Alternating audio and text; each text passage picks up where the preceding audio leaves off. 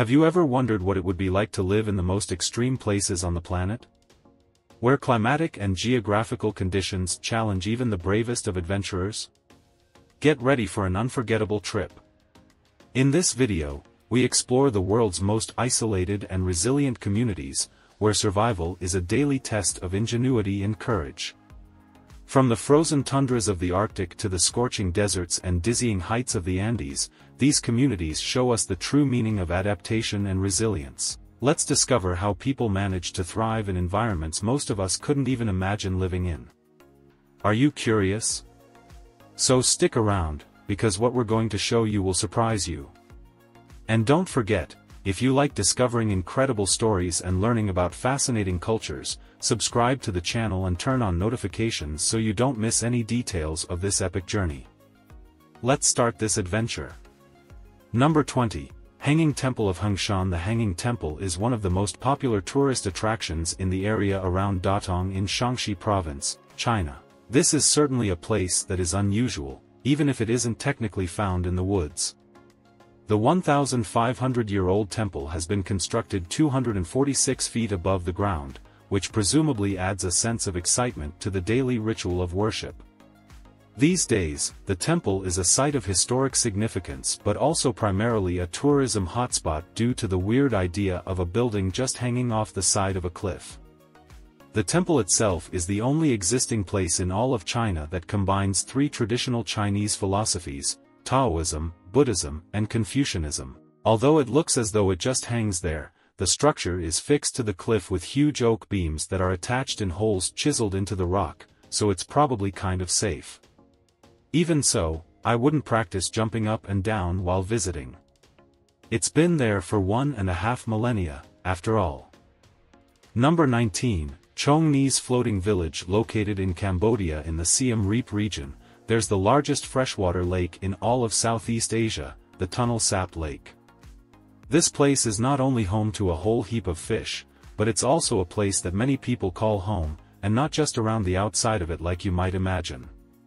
In fact, and this is a tiny bit crazy sounding, there are apparently over 1 million people living on this lake, the majority of whom live in houseboats on the surface of the water. The reason for this really comes down to the lake itself. It's such a rich source of fish, with over 200 different species living there. The lake is actually one of the richest fishing grounds in all of the world. There are many different smaller pockets of inhabited areas on the lake, which are essentially recognizable as separate villages. One such village is called Chong Ni's, and it's home to some 1,000 families who live and work on the lake. The trouble is that these people are exploited by the tourist industry, which sends tours to stare at them and engages in some distinctly unethical practices. These tours do not really show any consideration or indeed engage in any beneficial interaction with the local communities, despite the fact that they're cashing in on their way of life. But yes, people do actually live here. That much is true. Number 18. The coldest city in the world. Yakutsk is officially the coldest city on Earth. The temperatures in this Siberian province of Russia regularly drop below -44 degrees Fahrenheit. That's just a little bit chilly. You may be amazed to hear that it can actually get even colder than that. The record-breaking lowest temperature ever recorded here was -83.9 degrees Fahrenheit, observed back in February of 1987. How do people even function in those kinds of temperatures? It seems as though a big coat is probably not going to be quite sufficient to keep out the chill. Located about 280 miles south of the Arctic Circle, this place is home to around 300,000 people, and during the summer months, they get along just fine. But when the cold comes and sets in, well, that's when life gets really difficult. Such things that we might take for granted cease to be possible in a place like this during the wintertime. Wearing spectacles is suddenly completely impossible, they would simply freeze to your face. Driving is another tricky issue. Cars have to run constantly, 24 hours a day and 7 days a week, because if they stop, there's no way on earth you're going to get them started again until the weather improves. If you want to buy milk, it comes as solid as a frozen block. When you add these basic difficulties to the fact that in winter it's only daytime for about 4 hours a day and then in summer it stays light for 21 hours a day, things get even more confusing. This place is just really, really strange. Number 17, Coober Pedy. There are a whole lot of crazy things in the middle of the Australian outback, stuff that can kill you, stuff that nobody's seen for hundreds of years, and stretches of scorched earth that go on for miles where nothing much lives except the occasional snake. But right there in the middle of that desert, there's also a mining town where people literally live underground.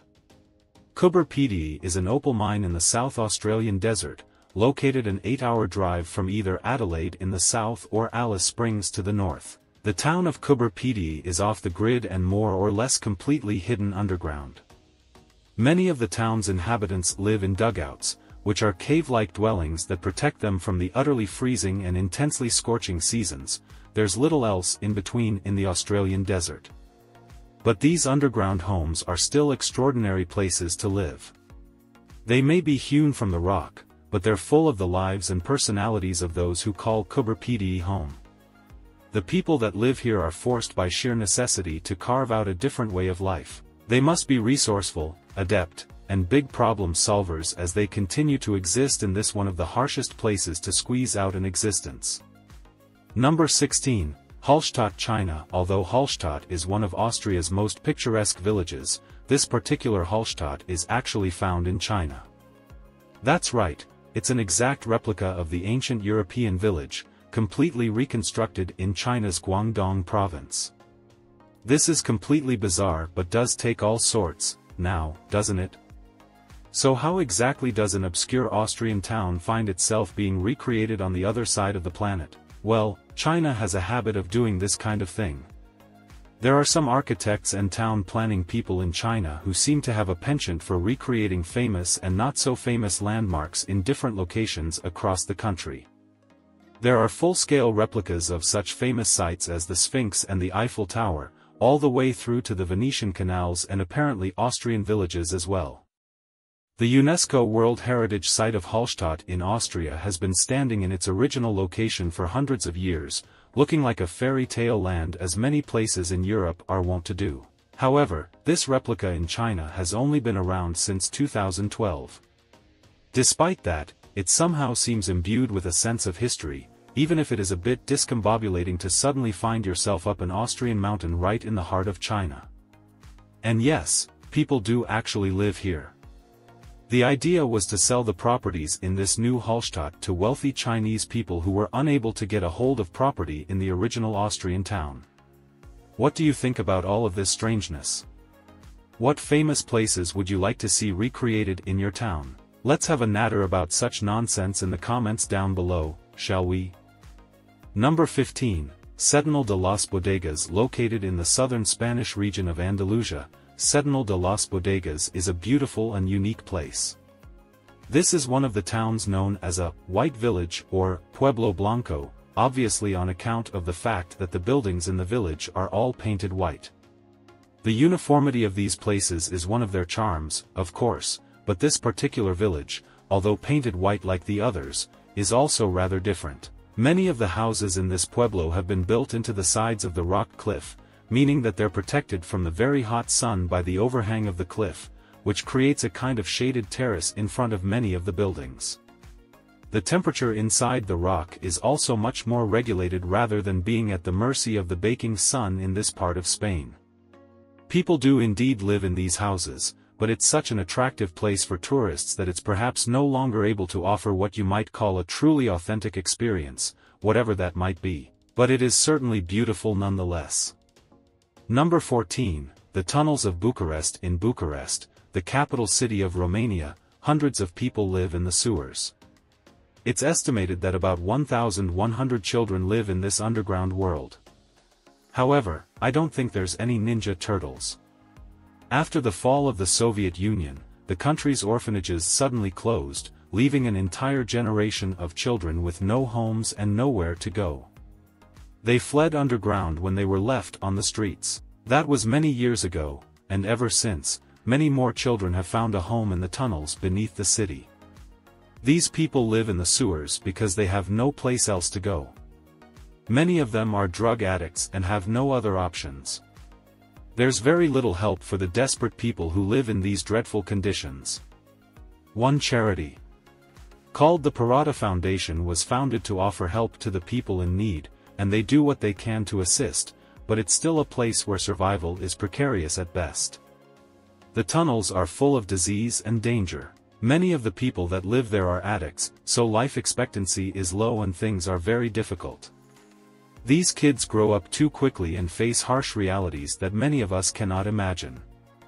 Number 13. The Al-Hajra Village. The Al-Hajra Village is an incredible example of Yemeni architecture.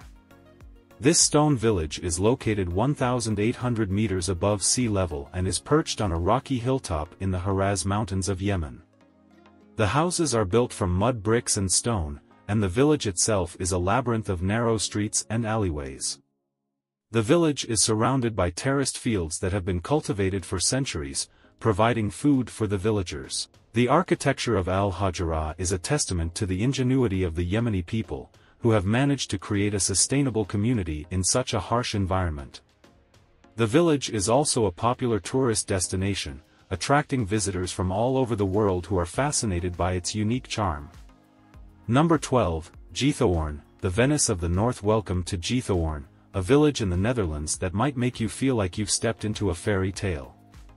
Known as the Venice of the North, Geethoorn is unique for its lack of roads. Instead, this charming village is crisscrossed by over 55 miles of canals, with beautiful arched wooden bridges and thatched roof houses adding to its storybook appeal. Residents and visitors alike travel by boat or bicycle, lending a serene, old-world atmosphere to the village.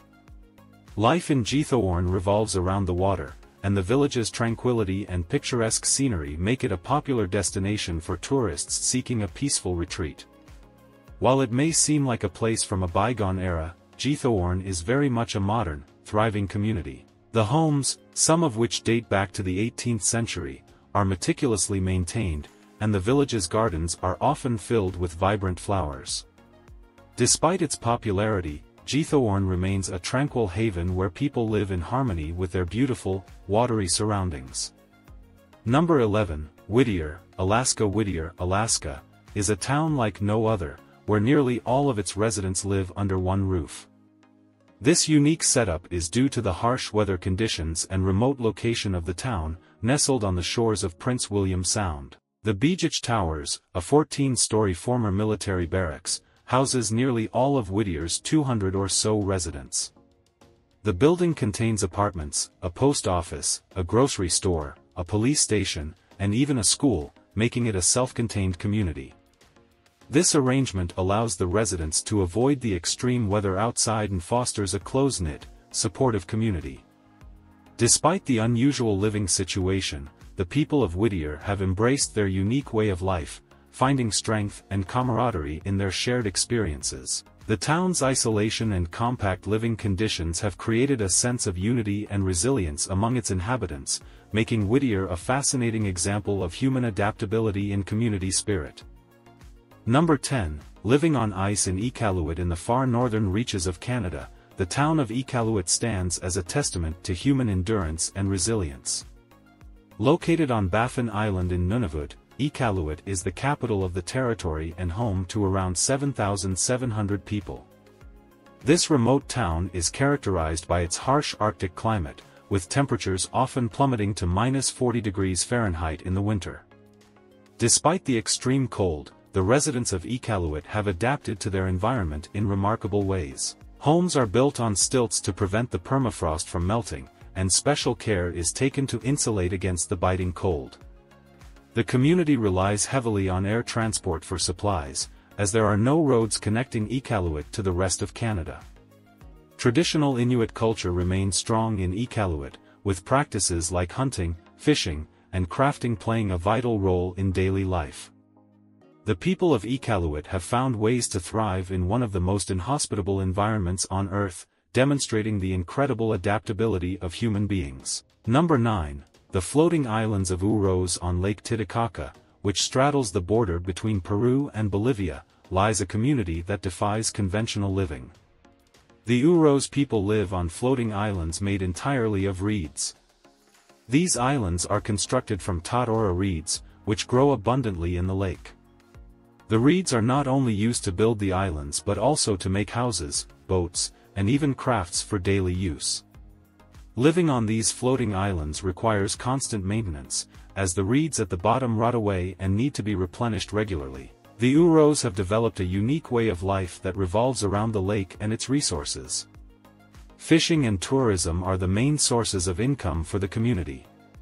The floating islands offer a glimpse into a lifestyle that is deeply connected to nature and has endured for centuries. Despite the challenges of living on a floating island, the Uros people have preserved their traditions and continue to live in harmony with their environment. Number 8. Cappadocia's cave dwellings. In the heart of Turkey lies Cappadocia, a region renowned for its otherworldly landscapes and ancient cave dwellings. For thousands of years, people have carved homes, churches, and entire cities into the soft volcanic rock formations known as tuff. These cave dwellings have provided shelter from the harsh climate and invaders throughout history. Today, many of these caves have been transformed into unique hotels and homes, attracting tourists from around the world. The region's underground cities, such as Derinkuyu and Kimakli, are particularly fascinating. These subterranean complexes, which could house thousands of people, were equipped with ventilation shafts, storage rooms, and even places of worship.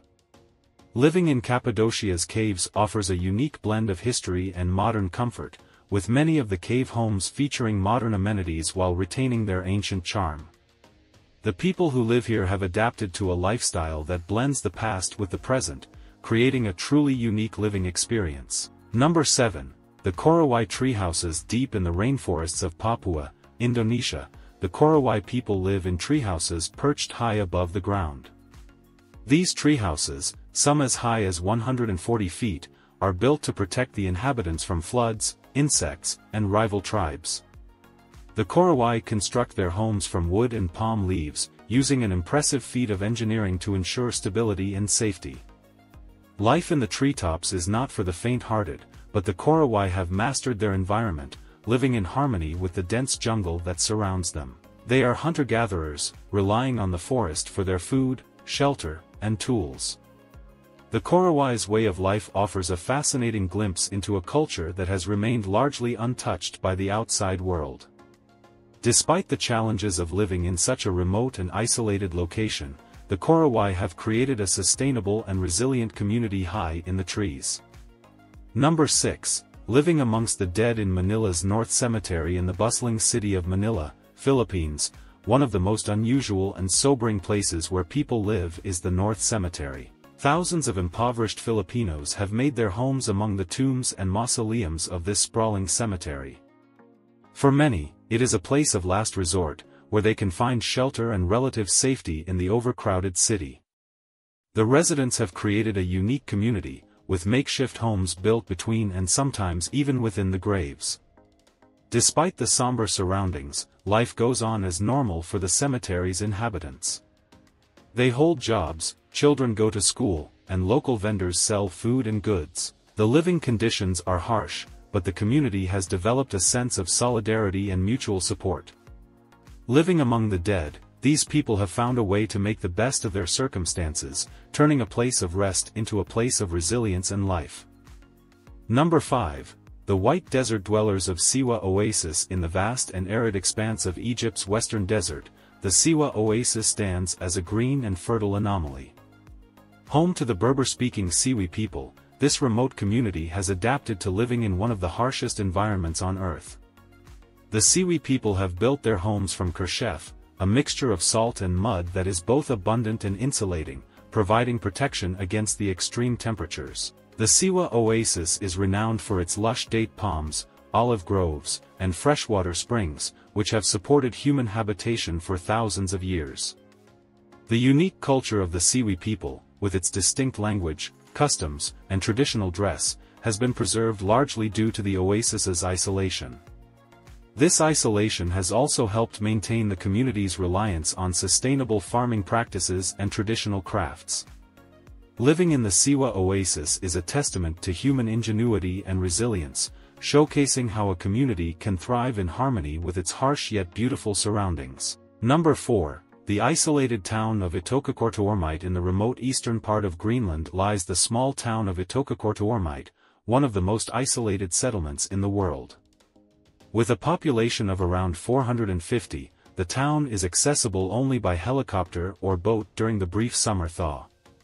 Itokakortoormiite is surrounded by some of the harshest and most pristine natural environments on Earth, including vast ice fields, towering glaciers, and the frigid waters of the Greenland Sea. The town's residents, mostly Inuit, have adapted to their extreme environment through a combination of traditional hunting and fishing practices. They hunt seals, polar bears, and narwhals, and fish for Arctic char, relying on these resources for both food and income. Despite the isolation and harsh conditions, the people of Itokakortoormiite have developed a close-knit community that supports and sustains each other. Their way of life offers a rare glimpse into the resilience and adaptability of human beings in the face of nature's most formidable challenges. Number 3. Sealand. In 1965, Roy Bates, an eccentric English Army major, broke into one of the country's ocean defense forts and moved there with his family. The fort was in international waters, but when the government extended the country's boundaries, Bates needed a new headquarters. He then found the Rough Towers, another fort 10 km off the British coast, well beyond the 3 km of UK territorial waters. In 1967, Bates declared the fort's independence, naming it the Principality of Sealand. At just 4,000 square meters, it is the smallest country in the world. A few years later, the self-declared prince instituted a constitution with 7 articles, flag, coat of arms and even gold and silver coins, of no value due to lack of recognition. Passports were sold to those who Bates believed had contributed to Sealand's cause. In 2012, Prince Roy Bates died from complications caused by Alzheimer's. His son, Michael, has been considered the Prince Regent of Sealand since 1999. Today, he lives in England and has put Sealand up for sale, but still manages the small country. The prince participates in conventions and congresses around the world to talk about his country and others like it, taking the opportunity to sell passports, titles of nobility and coins. Number 2. The nomads of Mongolia. In the vast, open landscapes of Mongolia, the traditional way of life for many remains one of nomadic herding. The Mongolian nomads live in portable, round tents known as jers, or yurts, which are ideally suited to their migratory lifestyle. These tents can be quickly assembled and disassembled, allowing families to move with their livestock in search of fresh pastures. The nomads herd sheep, goats, yaks, and camels, relying on their animals for meat, milk, and wool. Life on the Mongolian steppe is dictated by the seasons, with harsh winters and hot summers presenting constant challenges. Yet, the nomads have perfected a way of life that is in harmony with their environment, maintaining traditions that have been passed down through generations. The sense of community among the nomads is strong, with families often traveling and working together.